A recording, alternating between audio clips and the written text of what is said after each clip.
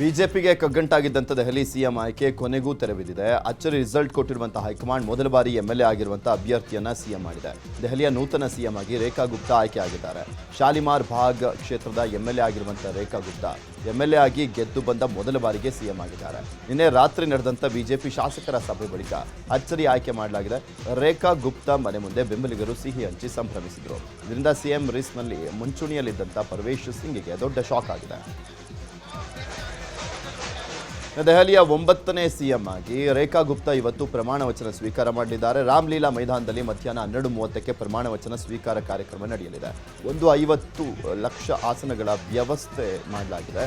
ಎಲ್ಲ ರಾಜ್ಯಗಳ BJP CM ಹಾಗೂ ಹೈಕಮಾಂಡ್ ನಾಯಕರಿಗೆ ಆಹ್ವಾನವನ್ನು ಕೊಡಲಾಗಿದೆ.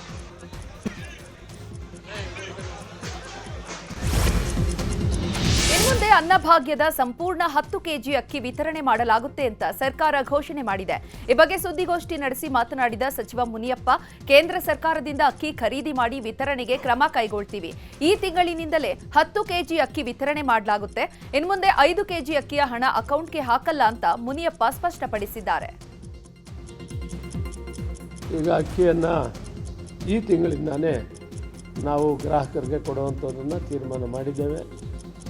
ಇದನ್ನು ಪೂರ್ತಿ ಪ್ರಮಾಣದಲ್ಲಿ ಅವರು ಮುಂದುವರಿಸಬೇಕು ಅಂತ ಕೂಡ ಅವ್ರನ್ನ ನಾನು ಒತ್ತಾಯ ಮಾಡ್ತೀನಿ. ನವಂಬರ್, ಡಿಸೆಂಬರ್, ಜಾನ್ವರಿವರೆಗೂ ಕೂಡ ಕೊಡಬೇಕಾಗಿದ್ದನ್ನು ಕೊಡೋದನ್ನು ಆದೇಶ ಮಾಡಿದ್ದಾರೆ. ಈಗ ಆ ಹಣ ಅವರಿಗೆ ಸಕಾಲಕ್ಕೆ ಸೇರ್ತದೆ. ಇಂದು ಮಹತ್ವದ ರಾಜ್ಯ ಸಚಿವ ಸಂಪುಟ ಸಭೆ ನಡೆಯಲಿದೆ. ಮಧ್ಯಾಹ್ನ 3 ಗಂಟೆಗೆ ವಿಧಾನಸೌಧದಲ್ಲಿ ಸಭೆ ನಡೆಯಲಿದೆ. ಬೇಸಿಗೆ ಆರಂಭವಾಗ್ತಿರುವ ಹಿನ್ನೆಲೆ ಕುಡಿಯುವ ನೀರು, ಗೋವುಗಳಿಗೆ ಮೇವು ಪೂರೈಕೆ ಕುರಿತು ಚರ್ಚೆ ನಡೆಯುವ ಸಾಧ್ಯತೆ ಇದೆ. ಜೊತೆಗೆ ಅರಮನೆ ಮೈದಾನಕ್ಕೆ ಟಿಡಿಆರ್ ನೀಡುವ ಬಗ್ಗೆ ಕೋರ್ಟ್ ತೀರ್ಪಿನ ಬಗ್ಗೆಯೂ ಚರ್ಚೆ ನಡೆಯಲಿದೆ. ಬಿಜೆಪಿ ರಾಜ್ಯಾಧ್ಯಕ್ಷ ವಿಜೇಂದ್ರ ಕಾಂಗ್ರೆಸ್ ಸರ್ಕಾರದ ವಿರುದ್ಧ ವಾಗ್ದಾಳಿಯನ್ನು ಮಾಡಿದರು. ಸಿಎಂ ಸಿದ್ದರಾಮಯ್ಯ 16ನೇ ಬಜೆಟ್ ಮಂಡನೆ ಮಾಡಲಿಕ್ಕೆ ಸಜ್ಜಾಗ್ತಿದ್ದಾರೆ. ಆದರೆ ವಾಸ್ತವವಾಗಿ ರಾಜ್ಯದಲ್ಲಿ ಪರಿಸ್ಥಿತಿ ಏನಾಗಿದೆ, ಗ್ಯಾರಂಟಿ ಜನರಿಗೆ ಅನುಕೂಲ ಆಗ್ತಾ ಇದೆ ಅಂತ ಹೇಳುತ್ತಲೇ ದರ ಏರಿಕೆ ಮಾಡ್ತಾ ಇದ್ದಾರೆ. ಕಾಂಗ್ರೆಸ್ ಸರ್ಕಾರ ಬಂದ 2 ವರ್ಷದಲ್ಲೇ ಹಾಲಿನ ದರ, ಕರೆಂಟ್ ದರ ಹೆಚ್ಚಿಸಲಿಕ್ಕೆ ಮುಂದಾಗಿದ್ದಾರೆ. ಕಾಂಗ್ರೆಸ್ ಬಂದ ಮೇಲೆ ರಾಜ್ಯ ಕೆಟ್ಟ ಪರಿಸ್ಥಿತಿಗೆ ಬಂದಿದೆ. ರಾಜ್ಯ ಸರ್ಕಾರದ ಒತ್ತಾಯದಿಂದಾಗಿ ಮೆಟ್ರೋ ಸಮಿತಿ ದರವನ್ನು ಏರಿಕೆ ಮಾಡಿದೆ. ಕಳೆದ 3-4 ತಿಂಗಳಿಂದ ಗೃಹಲಕ್ಷ್ಮಿ ಹಣ ಬಂದಿಲ್ಲ. ರಾಜ್ಯದ ಹಣಕಾಸಿನ ಸ್ಥಿತಿ ಅಧೋಗತಿಗೆ ತಲುಪಿದೆ ಅಂತ ಕಿಡಿಕಾರಿದರು.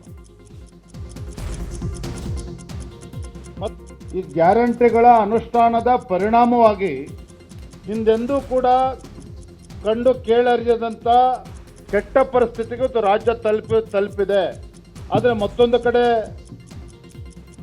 ಕಾಂಗ್ರೆಸ್ ಸರ್ಕಾರ ಬಂದು 2 ವರ್ಷಗಳಲ್ಲಿ 2ನೇ ಬಾರಿಗೆ ಮತ್ತೆ ಹಾಲಿನ ದರ ಜಾಸ್ತಿ ಮಾಡಬೇಕು, ವಿದ್ಯುತ್ ದರವನ್ನು ಜಾಸ್ತಿ ಮಾಡಬೇಕು, ಈ ರೀತಿ ಚರ್ಚೆಗಳು ಸರ್ಕಾರ ಮಟ್ಟದಲ್ಲಿ ಈಗಾಗಲೇ ಪ್ರಾರಂಭ ಆಗಿದೆ. ಮತ್ತೊಂದು ಕಡೆ ಮೆಟ್ರೋ ದರ,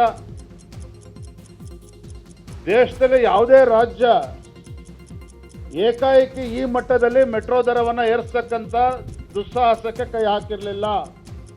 ರಾಜ್ಯ ಸರ್ಕಾರದ ಒತ್ತಾಯದ ಮೇರೆಗೆ ಆ ಫೇರ್ ಫಿಕ್ಸೇಷನ್ ಕಮಿಟಿ ಮೆಟ್ರೋ ದರವನ್ನು ಜಾಸ್ತಿ ಮಾಡಬೇಕು ಅಂತಕ್ಕಂಥ ತೀರ್ಮಾನವನ್ನು ಕೈಗೊಂಡಿರ್ತಕ್ಕಂಥದ್ದು. ಆದರೆ ಕಳೆದ 6 ತಿಂಗಳಿಂದ 4 ತಿಂಗಳಿಂದ 8 ತಿಂಗಳಿಂದ ಅಕ್ಕಿ ದುಡ್ಡು ಬರ್ತಾ ಇಲ್ಲ, ಗೃಹಲಕ್ಷ್ಮಿನೂ ಕೂಡ ಬರ್ತಾ ಇಲ್ಲ, ಯುವ ನಿಧಿ ಬಗ್ಗೆ ಚಕಾರ ಎತ್ತಾ ಇಲ್ಲ. ಇದರ ನಡುವೆ 16ನೇ ಬಜೆಟನ್ನು ಮಂಡನೆ ಮಾಡೋದಕ್ಕೇನು ಹೊರಟಿದ್ದೀರಿ? ಆರ್ಥಿಕ ಪರಿಸ್ಥಿತಿಯ ಬಗ್ಗೆ ರಾಜ್ಯದ ಜನರ ಗಮನಕ್ಕೆ ತರಬೇಕು ಅಂತೇಳಿ ಅವತ್ತು ಆಗ್ರಹವನ್ನು ಮಾಡ್ತಾ ಇದ್ದೇವೆ. ರಾಜ್ಯ ಸರ್ಕಾರದ ವಿರುದ್ಧ ವಾಗ್ದಾಳಿ ನಡೆಸಿದ ಕೇಂದ್ರ ಸಚಿವೆ ಶೋಭಾ ಕರಂದ್ಲಾಜೆ ವಿರುದ್ಧ ಸಚಿವ ಎಂಬಿ ಪಾಟೀಲ್ ತಿರುಗೇಟು ನೀಡಿದ್ದಾರೆ. ನಮ್ಮ ಗ್ಯಾರಂಟಿಗಳನ್ನ ಮೋದಿ ಕಾಪಿ ಮಾಡ್ತಿರೋದು ಯಾಕೆ ಅಂತ ಪ್ರಶ್ನೆ ಮಾಡಿದ್ರು. ಇನ್ನು ಇದೇ ವಿಚಾರಕ್ಕೆ ಮಾತನಾಡಿದ ಸಂಸದ ಜಗದೀಶ್ ಶೆಟ್ಟರ್ಗೆ ಸಚಿವ ಎಚ್.ಕೆ. ಪಾಟೀಲ್ ಕೌಂಟರ್ ಕೊಟ್ಟಿದ್ದಾರೆ. ಬರಗಾಲ ಬಿದ್ದು ಸುಪ್ರೀಂ ಕೋರ್ಟ್ ಮೆಟ್ಟಿಲೇರಿದ್ರು ಪರಿಹಾರ ಕೊಡದವರು ನೀವು, ನಮ್ಮ ಗ್ಯಾರಂಟಿ ಯೋಜನೆ ಬಗ್ಗೆ ಮಾತನಾಡ್ತೀರಾ ಅಂತ ಪ್ರಶ್ನೆ ಮಾಡಿದ್ದಾರೆ. ಇನ್ನು ಇನ್ವೆಸ್ಟ್ ಕರ್ನಾಟಕ ಯಶಸ್ಸಿನ ಬಗ್ಗೆಯೂ ಮಾತನಾಡಿದ ಎಂಬಿ ಪಾಟೀಲ್, ಜಾಗತಿಕ ಬಂಡವಾಳ ಹೂಡಿಕೆದಾರರ ಸಮಾವೇಶ ಯಶಸ್ವಿಯಾಗಿದೆ. ಉತ್ತರ ಕರ್ನಾಟಕ ಭಾಗಕ್ಕೆ ಬಂಡವಾಳ ಹರಿದು ಬಂದಿದೆ. 10,27,000 ಕೋಟಿ ಬಂಡವಾಳ ಹೂಡಿಕೆದಾರರ ಒಪ್ಪಂದವಾಗಿದೆ. 6 ಲಕ್ಷ ಜನರಿಗೆ ಉದ್ಯೋಗ ದೊರೆಯುತ್ತದೆ ಅಂತ ಹೇಳಿದರು. ಕೇಂದ್ರ ಸಚಿವ ಎಚ್.ಡಿ. ಕುಮಾರಸ್ವಾಮಿ ಆರೋಗ್ಯದಲ್ಲಿ ಮತ್ತೆ ಏರುಪೇರಾಗಿದೆ. ಹೆಚ್ಚಿನ ತಪಾಸಣೆಗಾಗಿ ಬೆಂಗಳೂರಿನಿಂದ ಚೆನ್ನೈನ ಅಪೋಲೋ ಆಸ್ಪತ್ರೆಗೆ ತೆರಳಿದ್ದಾರೆ. ಇತ್ತೀಚೆಗೆ ಕೆಲಸದ ಒತ್ತಡದಿಂದ ತುಂಬಾ ದಣಿದಿದ್ದರಿಂದ ಎಚ್.ಡಿ. ಕುಮಾರಸ್ವಾಮಿ ಅವರ ಆರೋಗ್ಯದಲ್ಲಿ ಕೊಂಚ ಏರುಪೇರಾಗಿದೆ. ಆದ್ದರಿಂದ ಹೆಚ್ಚಿನ ಚಿಕಿತ್ಸೆಗಾಗಿ ಕುಮಾರಸ್ವಾಮಿ ಚೆನ್ನೈಗೆ ತೆರಳಿದ್ದಾರೆ. ಶೈಕ್ಷಣಿಕವಾಗಿ ಹಿಂದುಳಿದಿರುವ ಕೊಪ್ಪಳ ಜಿಲ್ಲೆಯಲ್ಲಿರುವಂತಹ ವಿಶ್ವವಿದ್ಯಾಲಯಗಳನ್ನು ಬಂದ್ ಮಾಡಬಾರದು ಅಂತ ಯಲಬುರ್ಗಾ ಶಾಸಕ ಬಸವರಾಜ ರಾಯರೆಡ್ಡಿ ಸಿಎಂಗೆ ಮನವಿ ಮಾಡಿದ್ದಾರೆ. 2022ರಲ್ಲಿ ಮಂಜೂರಾದ ವಿವಿಗಳಿಗೆ ಪ್ರತ್ಯೇಕ ಸಿಬ್ಬಂದಿ, ಕಟ್ಟಡ ನೀಡದೇ ಇರುವಂತಹ ಸಿಬ್ಬಂದಿಗಳನ್ನೇ ಬಳಸಿಕೊಂಡು ವಿವಿ ನಡೆಸಬೇಕಂತ ಹಿಂದಿನ ಸರ್ಕಾರ ಆದೇಶಿಸಿತ್ತು. ತಳಕಲ್ನಲ್ಲಿರುವಂತಹ ವಿವಿಯನ್ನ ಮುಚ್ಚಬಾರದು, ವಿಶೇಷ ಪ್ರಕರಣ ಅಂತ ಪರಿಗಣಿಸಿ ಕೊಪ್ಪಳ ವಿವಿಯನ್ನ ಮುಂದುವರಿಸಬೇಕು ಅಂತ ಸಿಎಂಗೆ ರಾಯರೆಡ್ಡಿ ಮನವಿ ಮಾಡಿಕೊಂಡಿದ್ದಾರೆ. ವಿಜಯಪುರದ ಅಥಣಿ ರಸ್ತೆಯಲ್ಲಿರುವಂತಹ ಆಲ್ ಅಮೀನ್ ವೈದ್ಯಕೀಯ ಕಾಲೇಜಿನಲ್ಲಿ ಜೂನಿಯರ್ ಮೇಲೆ ಸೀನಿಯರ್ ರ್ಯಾಗಿಂಗ್ ಮಾಡಿದ್ದಾರೆ. ಈ ಸಂಬಂಧ 5 ವಿರುದ್ಧ ವಿಜಯಪುರ ಗ್ರಾಮೀಣ ಠಾಣೆಯಲ್ಲಿ ಕೇಸ್ ದಾಖಲಾಗಿದೆ. ಜಮ್ಮು ಕಾಶ್ಮೀರ ಮೂಲದ ವಿದ್ಯಾರ್ಥಿ ಹಮೀಮ್ಗೆ ಸೀನಿಯರ್ಗಳು ರ್ಯಾಗಿಂಗ್ ಮಾಡಿದ್ದಾರೆ. ಕ್ರಿಕೆಟ್ ಆಟದಲ್ಲಿ ಗಲಾಟೆ ಆದಂಥ ಸಿಟ್ಟನ್ನು ಕಾಲೇಜು ಹಾಸ್ಟೆಲ್ನಲ್ಲಿ ತೀರಿಸಿಕೊಂಡಿದ್ರು ಅಂತ ಹೇಳಲಾಗ್ತಾ ಇದೆ. ರ್ಯಾಗಿಂಗ್ ಬಗ್ಗೆ ಸಿಎಂ, ಡಿಸಿಎಂ ಸೇರಿದಂತೆ ಅನೇಕರಿಗೆ ಹಮೀಮ್ ಸ್ನೇಹಿತ ನಾಸೀರ್ ಹುಸೇನ್ ದೂರನ್ನು ನೀಡಿ ಟ್ಯಾಗ್ ಮಾಡಿದ್ರು. ಕಾಲೇಜಿಗೆ ಆಗಮಿಸಿದಂಥ ಪೊಲೀಸರು ಎಲ್ಲ ಮಾಹಿತಿಯನ್ನು ಪಡ್ಕೊಂಡಿದ್ದಾರೆ. ಬೆಂಗಳೂರಿನಲ್ಲಿ ಇಡಿ ಅಧಿಕಾರಿಗಳು ಭರ್ಜರಿ ಕಾರ್ಯಾಚರಣೆ ನಡೆಸಿದ್ದು 2.12 ಕೋಟಿ ರೂಪಾಯಿ ಮೌಲ್ಯದ ವಿವಿಧ ವಿದೇಶಿ ಕರೆನ್ಸಿ ಜಪ್ತಿ ಮಾಡಿದ್ದಾರೆ.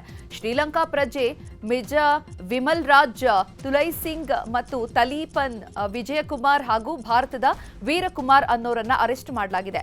ಬೆಂಗಳೂರಿನಿಂದ ಕೊಲಂಬೋಗೆ ತೆರಳುವ ವೇಳೆ ಸಿಕ್ಕಿಬಿದ್ದಿದ್ದಾರೆ. ಇನ್ನು ಕೆಂಪೇಗೌಡ ಏರ್ಪೋರ್ಟ್ನಲ್ಲೂ ಕೂಡ ಎನ್ಸಿಬಿ ರೇಡ್ ಮಾಡಿದೆ. ಥೈಲ್ಯಾಂಡ್ನಿಂದ ಬೆಂಗಳೂರಿಗೆ ರಫ್ತಾಗ್ತಾ ಇದ್ದ 20 ಕೆಜಿಗೂ ಹೆಚ್ಚು ಡ್ರಗ್ಸ್ ಅನ್ನ ವಶಕ್ಕೆ ಪಡೆಯಲಾಗಿದೆ.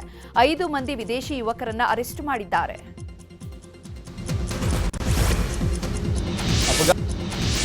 ಬೆಂಗಳೂರಿನ ನ್ಯೂ ತಿಪ್ಪಸಂದ್ರದಲ್ಲಿ ಕಟ್ಟಡವೊಂದು ಏಕಾಏಕಿ ಕುಸಿದಿದೆ. ಆಂಜನೇಯ ದೇಗುಲದ ಬಳಿಯ ಮನೆ ಸಂಜೆ 5 ಗಂಟೆ ವೇಳೆಗೆ ಕುಸಿದಿದೆ. ಪಕ್ಕದ ಮನೆಗೆ ಅಡಿಪಾಯ ಹಾಕಲಿಕ್ಕೆ ಗುಂಡಿ ತೆಗಿತಾ ಇದ್ದಂಥ ವೇಳೆ ಘಟನೆ ನಡೆದಿದೆ.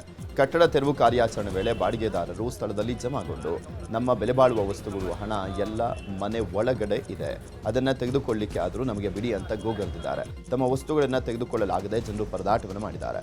ಕಟ್ಟಡ ತೆರವು ಮುಂದುವರೆದಿದೆ.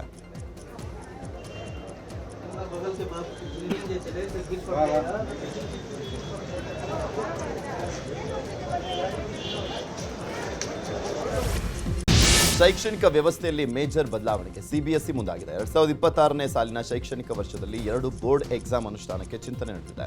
ಈ ಬಗ್ಗೆ ಕೇಂದ್ರ ಶಿಕ್ಷಣ ಸಚಿವರ ಜೊತೆ ಸಿಬಿಎಸ್ಇ ಅಧಿಕಾರಿಗಳು ಸಭೆಯನ್ನು ಮಾಡಿದ್ದಾರೆ. ಮುಂದಿನ ಸೋಮವಾರ ಸಾರ್ವಜನಿಕರಿಂದ ಅಭಿಪ್ರಾಯ ಸಂಗ್ರಹ ಮಾಡುವಂತ ಸಾಧ್ಯತೆ ಇದೆ. ಇನ್ನು ಸಿಬಿಎಸ್ಇ ಜಾರಿಗೆ ತರಲಿಕ್ಕೆ ಉದ್ದೇಶಿಸಿರುವಂತಹ ಡಬಲ್ ಎಕ್ಸಾಮ್ ಸೂತ್ರಕ್ಕೆ ಕ್ಯಾಂಪ್ಸ್ ವಿರೋಧವನ್ನು ವ್ಯಕ್ತಪಡಿಸಿದೆ. 2-3 ಪರೀಕ್ಷೆ ನಡೆಸುವಂಥದ್ದು ಅವೈಜ್ಞಾನಿಕ ಅಂತ ಕ್ಯಾಂಪ್ಸ್ ಪ್ರಧಾನ ಕಾರ್ಯದರ್ಶಿ ಶಶಿಕುಮಾರ್ ಹೇಳಿದ್ದಾರೆ. ದೇಶದಲ್ಲಿಯೇ ಅತಿ ದೊಡ್ಡ ಗೂಗಲ್ ಕ್ಯಾಂಪಸ್ ಬೆಂಗಳೂರಿನಲ್ಲಿ ಲೋಕಾರ್ಪಣೆಗೊಂಡಿದೆ. ಮಹದೇವಪುರದಲ್ಲಿ ಅತ್ಯಂತ ವಿಶಾಲ ಕ್ಯಾಂಪಸ್ ಲೋಕಾರ್ಪಣೆಗೊಂಡಿದೆ. ಬರೋಬ್ಬರಿ 11 ಅಂತಸ್ತಿನ ಈ ಕಟ್ಟಡ ಸಂಪೂರ್ಣವಾಗಿ ಎಕೋ ಫ್ರೆಂಡ್ಲಿ ಆಗಿ ನಿರ್ಮಾಣ ಮಾಡಲಾಗಿದೆ. ಈ ಗೂಗಲ್ ಕ್ಯಾಂಪಸ್ಗೆ ಅನಂತ್ ಅಂತ ಹೆಸರಿಡಲಾಗಿದೆ. ಒಂದೊಂದು ಮಹಡಿಯೂ ವಿಶೇಷವಾಗಿ ನಿರ್ಮಾಣ ಮಾಡಲಾಗಿದ್ದು, ಕಟ್ಟಡದ ಮುಂಭಾಗ ಸುಮಾರು 2,000ಕ್ಕೂ ಅಧಿಕ ಸಸಿಗಳನ್ನು ನೆಡಲಾಗಿದೆ. ಮಹಿಳಾ ಉದ್ಯೋಗಿಗಳ ಅನುಕೂಲಕ್ಕಾಗಿ ಮಕ್ಕಳ ಡೇ ಕೇರ್ ಸೇರಿ ಅನೇಕ ವ್ಯವಸ್ಥೆಗಳು ಈ ಕಟ್ಟಡದಲ್ಲಿವೆ. ಉಪಮುಖ್ಯಮಂತ್ರಿ ಡಿಕೆ ಶಿವಕುಮಾರ್ ಅವರನ್ನ ಆಧ್ಯಾತ್ಮಿಕ ಗುರು ಹಾಗೂ ಇಶಾ ಫೌಂಡೇಶನ್ ಟ್ರಸ್ಟಿ ಸದ್ಗುರು ಭೇಟಿಯನ್ನು ಮಾಡಿದರು. ಸದಾಶಿವನಗರದ ಡಿಕೆಶಿ ನಿವಾಸದಲ್ಲಿ ಭೇಟಿ ಮಾಡಿ ಉಭಯ ಕುಶಲೋಪರಿ ವಿಚಾರಣೆ ಮಾಡಿದರು. ಬೆಂಗಳೂರಿನ ರವೀಂದ್ರ ಕಲಾಕ್ಷೇತ್ರದ ಆವರಣದಲ್ಲಿ ನಡೆದ ರಂಗ ಸೌರಭ ಸ್ಪರ್ಧೆಗೆ ಪದ್ಮಭೂಷಣ ಪುರಸ್ಕೃತ ಹಿರಿಯ ನಟ ಅನಂತ್ ನಾಗ್ ಚಾಲನೆ ಕೊಟ್ಟರು. ಕಾರ್ಯಕ್ರಮದ ಅಧ್ಯಕ್ಷತೆಯನ್ನ ಕರ್ನಾಟಕ ನಾಟಕ ಅಕಾಡೆಮಿ ಅಧ್ಯಕ್ಷರಾದ ಡಾಕ್ಟರ್ ಕೆವಿ ನಾಗರಾಜ್ ಮೂರ್ತಿ ವಹಿಸಿಕೊಂಡಿದ್ರು. ಈ ವೇಳೆ ಮಾತನಾಡಿದ ಅನಂತ್ ನಾಗ್ ಅವರು ತಮ್ಮ ರಂಗಭೂಮಿಯ ದಿನಗಳನ್ನು ಮೆಲುಕು ಹಾಕಿದ್ರು. ರಾಜ್ಯದ ಹಲವೆಡೆ ಶಿವಾಜಿ ಜಯಂತಿ ಆಚರಿಸಲಾಯಿತು. ಬೆಂಗಳೂರಿನ ಸ್ಯಾಂಕಿ ಟ್ಯಾಂಕ್ ಬಳಿ ಶಿವಾಜಿ ಪ್ರತಿಮೆಗೆ ಬಿಜೆಪಿ ನಾಯಕರು ಮಾಲಾರ್ಪಣೆಯನ್ನು ಮಾಡಿದರು. ಈ ವೇಳೆ ವಿಜಯೇಂದ್ರ, ಸಿಟಿ ರವಿ, ಪಿಸಿ ಮೋಹನ್ ಇದ್ದರು. ಹುಬ್ಬಳ್ಳಿಯ ಛತ್ರಪತಿ ಶಿವಾಜಿ ಜಯಂತಿಯನ್ನು ಅದ್ದೂರಿಯಾಗಿ ಆಚರಿಸಲಾಯಿತು. ವೇದಾರ ಓಣಿಯಲ್ಲಿ ನಡೆದಂಥ ಕಾರ್ಯಕ್ರಮಕ್ಕೆ ಕಾರ್ಮಿಕ ಸಚಿವ ಸಂತೋಷ್ ಲಾಡ್ ಚಾಲನೆಯನ್ನು ಕೊಟ್ಟರು. ಸಂತೋಷ್ ಲಾಡ್ಗೆ ಶಿವಾಜಿ ಪೇಟ ತೋರಿಸಿ ಕೈಯಲ್ಲಿ ಕಡಗ ತೊಟ್ಟು ಸನ್ಮಾನಿಸಲಾಯಿತು. ಇನ್ನು ಗದಗದಲ್ಲಿ ಶ್ರೀರಾಮ ಸೇನೆ ವತಿಯಿಂದ ಅದ್ದೂರಿಯಾಗಿ ಶಿವಾಜಿ ಜಯಂತಿಯನ್ನು ಆಚರಿಸಲಾಗಿದೆ. ಶ್ರೀರಾಮ ಸೇನೆಯ ಮೆರವಣಿಗೆ ತಳ್ತಾ ಇದ್ದಂಥ ಸಂದರ್ಭದಲ್ಲಿ ಕುಡುಕನೊಬ್ಬ ಕಿರಿಕಿ ಮಾಡಿದ್ದಾನೆ. ಡಿಜೆ ಮೆರವಣಿಗೆ ಮಧ್ಯೆ ಯುವಕ ಗಲಾಟೆ ಮಾಡಿದ್ದಾನೆ. ಯುವಕನ ಕಿರಿಕಿರಿಯಿಂದ ಬೇಸತ್ತು ಗಣವೇಶಧಾರಿಗಳು ಯುವಕರ ಮೇಲೆ ಲಾಠಿಯನ್ನು ಬೀಸಿದ್ದಾರೆ. ಇಂದು ಭಾರತ ಬಾಂಗ್ಲಾದೇಶ ನಡುವೆ ಐಸಿಸಿ ಏಕದಿನ ಕ್ರಿಕೆಟ್ ಚಾಂಪಿಯನ್ ಟ್ರೋಫಿ ಕ್ರಿಕೆಟ್ ಪಂದ್ಯಾವಳಿ ನಡೆಯಲಿದೆ. ದುಬೈನ ಅಂತಾರಾಷ್ಟ್ರೀಯ ಕ್ರೀಡಾಂಗಣದಲ್ಲಿ ಪಂದ್ಯ ನಡೆಯಲಿದೆ. ಇಂದಿನ ಪಂದ್ಯಕ್ಕೆ ಮಳೆ ಅಡ್ಡಿಯಾಗುವ ಸಾಧ್ಯತೆ ಇದೆ. ಇನ್ನು ಹವಾಮಾನ ಇಲಾಖೆ ಭಾರೀ ಮಳೆಯ ಮುನ್ಸೂಚನೆಯನ್ನು ನೀಡಿದೆ. ಇನ್ನು ಪಾಕಿಸ್ತಾನದ ಕರಾಚಿಯಲ್ಲಿ ನಡೆದ ಮೊದಲ ಪಂದ್ಯದಲ್ಲಿ ಪಾಕಿಸ್ತಾನವನ್ನ ನ್ಯೂಜಿಲೆಂಡ್ 60 ರನ್ಗಳಿಂದ ಮಣಿಸಿದೆ. ಮೂರನೇ ಆವೃತ್ತಿಯ WPLನಲ್ಲಿ ಯುಪಿ ವಾರಿಯರ್ಸ್ ಸತತ 2ನೇ ಸೋಲು ಕಂಡಿದೆ. ನಿನ್ನೆ ಡೆಲ್ಲಿ ಕ್ಯಾಪಿಟಲ್ಸ್ ವಿರುದ್ಧ ಯುಪಿ 7 ವಿಕೆಟ್ಗಳಿಂದ ಸೋಲನ್ನು ಕಂಡಿದೆ. ಮೊದಲು ಬ್ಯಾಟ್ ಮಾಡಿದಂಥ ಯುಪಿ 7 ವಿಕೆಟ್ಗೆ 166 ರನ್ ಗಳಿಸಿತ್ತು. ಈ ಗುರಿ ಬೆನ್ನತ್ತಿದಂಥ ಡೆಲ್ಲಿ 7 ವಿಕೆಟ್ಗಳ ಗೆಲುವನ್ನು ಸಾಧಿಸಿತ್ತು. ಇನ್ನು ನಾಳೆ ಬೆಂಗಳೂರಲ್ಲಿ RCB ಮತ್ತು ಮುಂಬೈ ಇಂಡಿಯನ್ಸ್ ಸೆಣಸಾಟಿದೆ. ಸಲಾರ್ ನಂತರ ಎನ್ಟಿಆರ್ ನಟನೆಯ ಸಿನಿಮಾವನ್ನ ಪ್ರಶಾಂತ್ ನೀಲ್ ನಿರ್ದೇಶನ ಮಾಡ್ತಿದ್ದಾರೆ.